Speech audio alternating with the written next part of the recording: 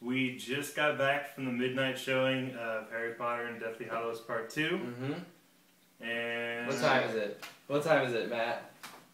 It's 3:52 a.m. Okay. here on the East Coast. 4 o'clock in the morning. Yeah. That's dedication. Yeah, so we gotta just get to it. Alright, so Max hasn't read the books. Matt has. I have. The audiobooks. You've listened to the audio. Right, I've listened to the... Yeah. So we have 3 different perspectives here. Alright, so... I'll go first because I don't have a lot to say. Okay. Always go first. Not today. What? Okay. What? Anyways, I thought it was great. I feel like, I don't know what Ryan felt about it, we haven't talked about it, but I thought it was entertaining, it was really fun. It was kind of, it had a lot of like weird existential stuff, more so than the others, but it still had all the magical action we come to love, and I enjoyed myself, and it was real easy for me to enjoy. I feel like anybody could enjoy it. Okay. I'll go ahead and go second. This was the first Harry Potter film that I've been very disappointed I knew it. I just saw him like seething, Yeah. just like... It was the final act for me was very, very rough to watch. Yeah. I think this is a perfect film for people who haven't read the books. Yeah. I mean, I think it's a perfect film for that. A good finale for it, and also great for you if you want to read the books after watching that, because it'll only improve on it, you know, as opposed to reading the books and then going into it. But yeah, there were just lots of changes that I didn't understand how or why they made the changes. And I've always been a big proponent of the Harry Potter movies. You know, people talk about, oh, they're, you know, horrible, not like the books. And I've always, you know, defended them a lot, because I understand, obviously, you can't make a movie that's gonna, you know, contain everything that was in a book. And I think they've done a really good job with every movie previously. Yeah. But this one, they just made too many changes that I didn't understand, and I could kind of feel when those changes were happening, because like I feel like at the end they did jump around a bunch, not in plot but just their positions. Like Hermione would be over here and then Hermione would be over there. Yeah. And like the map didn't make sense to me. I feel like if they were leaving stuff out, or I feel like that might have been where they made sense. Yeah, maybe they filmed a lot that was cut. I don't know. I don't know. So Matt, what are your thoughts? Well, I guess I'm kind of in the middle of the road, like, and I thought it was awesome until Ryan started describing it. I don't know why. Suddenly I'm like, wait a second, yeah. No, I thought it was good. I thought, you know, they kind of did a little bit of a cash grab, like, I don't know. I think they probably could have made it into one movie, but they probably would have had to cut out a lot more. But I felt like the stuff that they left in, because they split it up into 2 movies, wasn't really all that interesting anyway. Like, the first movie, like, they were just wandering around the woods and nothing actually happened. Like, if you go back and watch the part 1 of Harry Potter 7, it's so silly, you'll be like, wow, nothing happened. They just walk around the woods and act emo and get pissed off at each other for no reason. Yeah, I agree. We actually talked about that.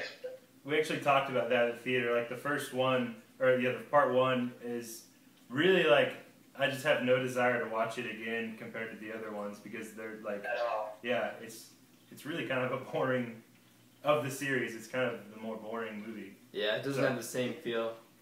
They saved, like, whatever action was going to happen, they saved it all for the second movie.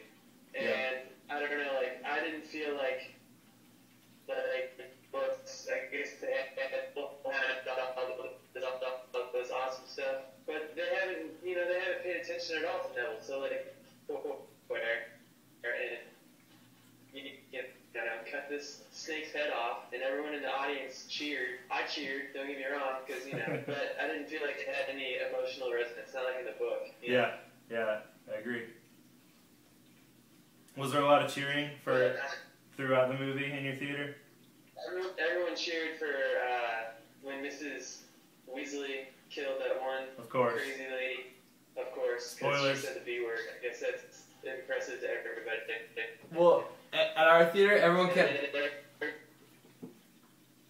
Go ahead. at our theater, everyone kept cheering and then going shh, shh, shh. They'd be like, yeah, shh, shh, shh. So they wouldn't miss the next part. It was pretty funny. Because I saw my movie in the deep like here in North Carolina, and I didn't think anybody was going to get up for it, but man, theaters were packed. And they had like 8 screens showing it, and every single one was totally packed. Ryan, you're totally right.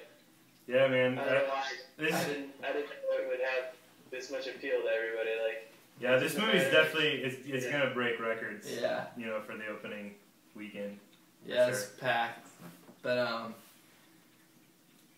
So I guess we can go on to what kind of expectations people should have. or how to enjoy it.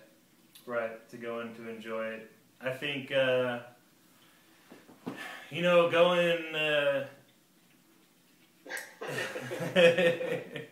Going drunk and angry. just, you know, go in expecting a good action film. It's a good cap to the Harry Potter movie series.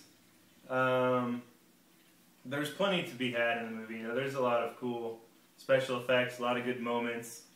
Most of the good moments were cut out at the end, but yeah, well, I think it's easier to enjoy it than maybe Ryan and Matt are making it seem. I think this might be an emotional.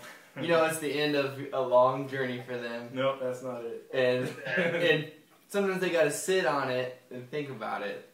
But it's just going expecting classic good versus evil wizard battle like you see at Thanksgiving. If there's any way you can forget the last book before you go see the movie, you do that somehow.